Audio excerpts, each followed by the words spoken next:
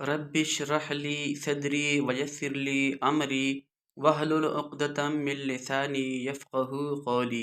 अस्सलाम वालेकुम। मैं इकबाल जाफ़र अपने तमाम देखने वालों को, सुनने वालों को अपने YouTube channel history and poetry with Iqbal Jafar में खुशामदीद कहता हूँ। नाज़रीन, आज का प्रोग्राम जो है वो पाकिस्तान और ईरान के दरमियान जो ताल्लुकात हैं उनकी तारीख़ पर मबनी है। ताल्लुकात पर नज़र डालने से पहले थोड़ा सा दोनों ममालिक का तारुफ़ कर देता हूँ। ईरान 1501 से आज़ाद मुल्क की हैसियत से मौजूद है, जबकि पाकिस्तान 1947 में मुअर्रज़े वजूद में आया। ईरान की मौजूदा आबादी तकरीबन 10 करोड़ है, जबकि पाकिस्तान की आबादी 24 करोड़ के करीब है। ईरान के अंदर शिया अक्सरियत में है, जबकि पाकिस्तान के अंदर सुन्नी अक्सरियत में है। ईरान के अंदर जो लिसानी बुनियाद पर मुल्क की तकसीम है वो कुछ यूँ है। मुल्क के अंदर 38% फ़ारसी, जबकि 27% जो है आज़री हैं। उसके बाद 10% कुर्द हैं, 3% बलोच हैं, 3% तुर्कमान हैं और 2% अरबिक हैं। इसके अलावा छोटे छोटे लिसानी ग्रुप वहाँ पर और भी मौजूद हैं। मजहबी एतबार से अगर देखा जाए तो ईरान की आबादी में तकरीबन 75% आबादी जो है शिया असना अशरी हैं। पाकिस्तान में तकरीबन 48% आबादी पंजाबी बोलने वालों की है। उसके बाद दूसरे नंबर पर पठान आबादी है, जो मुल्क की मजमूई आबादी का तकरीबन 20% बनते हैं। उसके बाद सिंधी आबादी, जो मुल्क की आबादी का 14% बनते हैं, जबकि उर्दू बोलने वालों की आबादी 7% से ज़्यादा है। जो बलोची बोलने वाले हैं उनकी आबादी भी तकरीबन 7% के करीब है। इनके अलावा और छोटे छोटे लिसानी इकाइयाँ भी मुल्क के अंदर पाई जाती हैं। पाकिस्तान के अंदर सुन्नी मुसलमानों की आबादी तकरीबन 85% है। पाकिस्तान और ईरान के ताल्लुकात पर नज़र डालते हुए अगर हम देखें तो पाकिस्तान को सबसे पहले जिस मुल्क ने तस्लीम किया वो ईरान था। पाकिस्तान ने जिस मुल्क में अपना सबसे पहले सफ़ीर भेजा वो भी ईरान था। पाकिस्तान का पहला सफ़ीर राजा गजनफ़र अली ख़ान ईरान में तैनात हुआ और पाकिस्तान का पहला बाकायदा सिफारत खाना भी तेहरान में खुला। पाकिस्तान और ईरान के दरमियान शुरू से ही अच्छे ताल्लुकात कायम थे।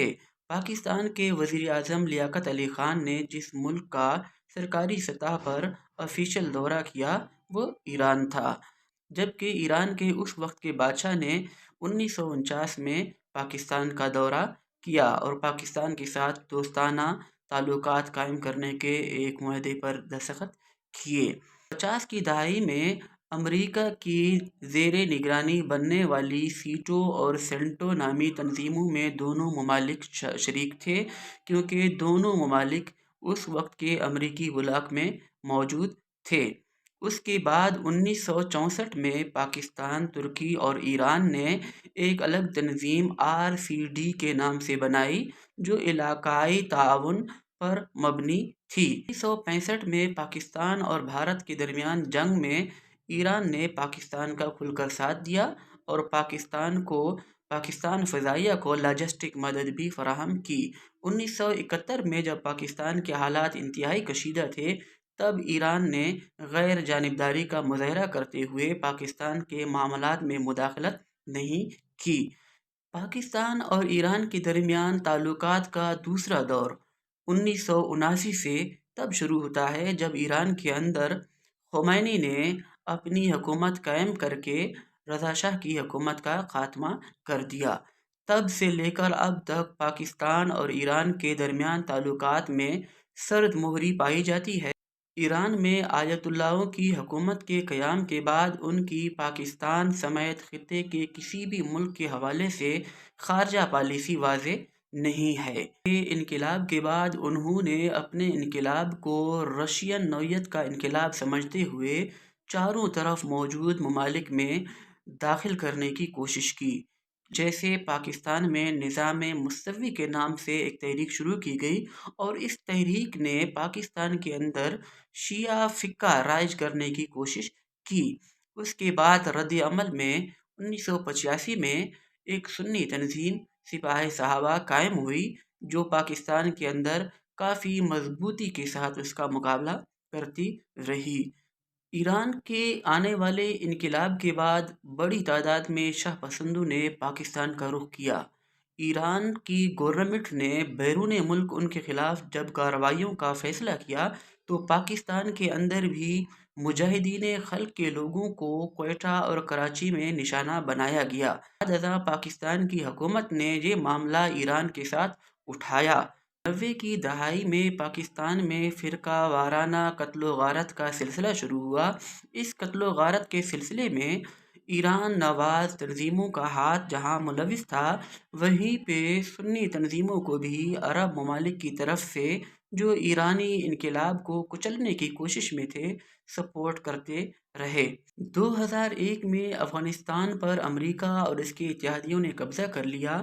اس قبضے کے بعد پاکستان کا یہ کہنا رہا ہے کہ افغانستان کی سرزمین اس کے خلاف متواتر استعمال ہو رہی ہے۔ پاکستان کے اندر ہونے والی مداخلت میں جہاں مسلح تنظیموں کو اسلحہ اور ٹریننگ دی جا رہی تھی، وہیں پاکستان کا سب سے زیادہ متاثرہ صوبہ بلوچستان رہا۔ پاکستان کو بلوچستان میں انڈیا کے ساتھ ایران کے ملوث ہونے کے شبہات بھی تھے، لیکن یہ شبہات تب یقین میں بدل گئے جب کلبھوشن یادو کو پاکستانی سیکورٹی ایجنسیوں نے گرفتار کیا۔ لیکن پاکستان نے ایران کے ساتھ تعلقات خراب کرنے کے بجائے اس معاملے کو ٹھنڈا کیا اور ایران پر کسی قسم کا الزام نہیں لگایا کہ ان کی سرزمین پاکستان کے خلاف استعمال ہو رہی ہے۔ 2021 میں افغانستان سے امریکہ کے انخلاء کے بعد افغانستان پر طالبان کا دوبارہ کنٹرول ہو گیا۔ یوں پاکستان کو افغانستان کی سرزمین سے جو شدت پسندی کے خطرات تھے وہ کم ہو گئے، خصوصاً پاکستان کا ان ممالک کے حوالے سے جو بلوچستان میں مداخلت کر رہے تھے۔ ایک ہمیشہ سے سٹانس رہا ہے کہ وہ افغان سرزمین کو استعمال کرتے ہیں۔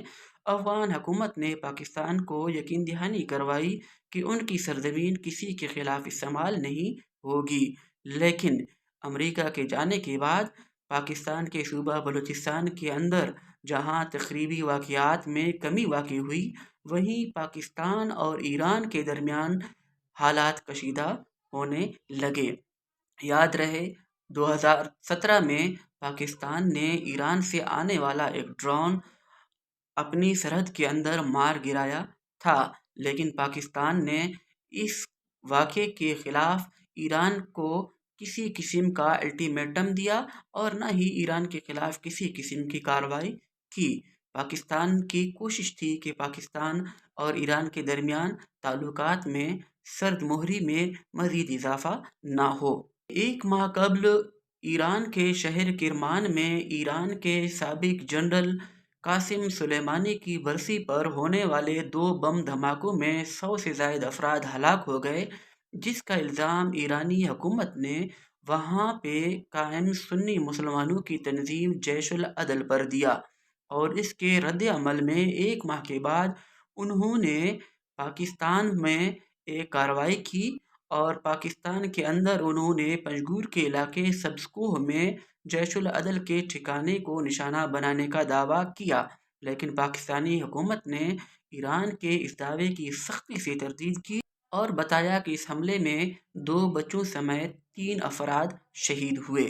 جواب میں پاکستان نے 36 گھنٹے کے اندر ایران کے علاقے سراوان میں حملہ کر کے ایک مسلح تنظیم کے 9 شدت پسندوں کو ہلاک کر دیا۔ ایران کی حکومت نے تسلیم کیا کہ حملے میں مارے جانے والے شدت پسند ایرانی شہری نہیں تھے۔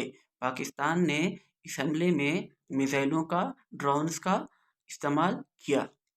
پاکستان اور ایران کے درمیان بڑھتی ہوئی کشیدگی کو کم کرنے کے لیے ترکی کے وزیر خارجہ نے آگے بڑھ کر دونوں ممالک کے وزرائے خارجہ کے ساتھ رابطہ کیا، جبکہ چین نے بھی دونوں ممالک کے درمیان مسائل حل کرنے کے لیے ثالثی کی پیشکش کی۔ یوں پاکستان اور ایران نے حالات کو مزید کشیدگی کی طرف لے جانے کے بجائے معاملات سلجھانے کا فیصلہ کیا۔ دونوں ممالک کے وزرائے خارجہ نے ایک دوسرے کے ممالک کے دورے کرنے کا عزم کیا اور تعلقات کو از سر نو استوار کرنے کا فیصلہ کیا۔ پاکستان اور ایران کے درمیان سرحد پر कोई और मसला नहीं है। पाकिस्तान और ईरान की सरहद, जो पहले गोल्ड सिमित लाइन कहलाती थी, ये 900 किलोमीटर तवील है। क़याम पाकिस्तान के बाद इसमें थोड़ा सा रद्दबदल किया गया, जिसमें पाकिस्तान की तरफ से कुछ इलाके ईरान को दिए गए, जिनमें मीर जावा का इलाका भी शामिल है। पाकिस्तान और ईरान के दरमियान सरहदी कशीदगी की वजह मुसल्लह तंजीमें हैं, जिनके बारे में पाकिस्तान का इल्ज़ाम होता है कि उनको ईरान की तरफ से सपोर्ट मिलती है या वहाँ पर उनके ठिकाने हैं, जबकि ईरान की तरफ से ये दावा किया जाता है कि वहाँ की कुछ मुसल्लह तंजीमों ने पाकिस्तान के अंदर ठिकाने बना रखे हैं और वो इन महफूज ठिकानों से हमले करते रहते हैं। पाकिस्तान और ईरान एक वसी सरहद रखते हुए भी एक दूसरे के साथ कारोबारी सतह पर वो फ़ायदा नहीं उठा पा रहे जो उन्हें उठाना चाहिए। ईरान दुनिया में गैस का दूसरा बड़ा ज़ख़ीरा, जबकि तेल के एतबार से चौथा बड़ा ज़ख़ीरा रखने वाला मुल्क है, लेकिन पाकिस्तान इससे फ़ायदा नहीं उठा रहा। जबकि पाकिस्तान का सूबा बलूचिस्तान कुदरती खदानों से माला माल है और ईरान यहाँ से ख़ाम मटेरियल को हासिल करके अपने कारखानों में इस्तेमाल कर सकता है। अगर दोनों ममालिक एक दूसरे के साथ बेहतरीन माशी तिजारती ताल्लुकात कायम करें तो खित्ता तरक्की की तरफ जा सकता है। नादरीन, उम्मीद है आज का प्रोग्राम आपको अच्छा लगा होगा। अपना फीडबैक ज़रूर दें और आखिर में आपसे इल्तमास है कि चैनल को सब्सक्राइब ज़रूर करें ताकि आने वाले प्रोग्राम या वीडियोज़ आपको मिल सकें।